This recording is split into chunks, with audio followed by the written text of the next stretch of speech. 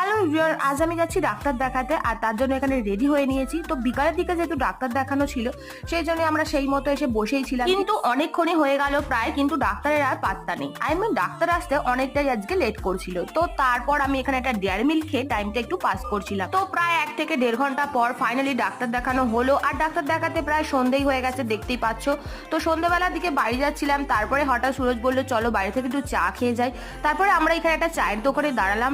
দোকানটা ভীষণই সুন্দর ডেকোরেশন করেছিল বাইরে থেকে। এখানে সব ধরনের চাই পাওয়া যাচ্ছিল আর আমরা অর্ডার করেছিলাম কেশর চা।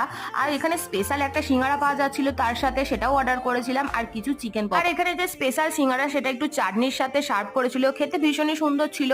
আর তারপরে খেয়েছিলাম আমরা চিকেন পকোড়া। চিকেন পকোড়াগুলো মোটামুটি ভালোই ছিল। আর হ্যাঁ, এখানে ওয়াইফাই ফ্রি ছিল, যার জন্য সবাই বসে যত ইচ্ছা নেট ঘাটতে পারতো। আর তারপরে চলে এলো এই যে আমাদের কেশর চা। তো কেশর চাটা খেয়ে আমরা বাড়ির উদ্দেশ্যে তারপর রওনা দিলাম। আজকের মতো ভিডিওটা এই পর্যন্ত।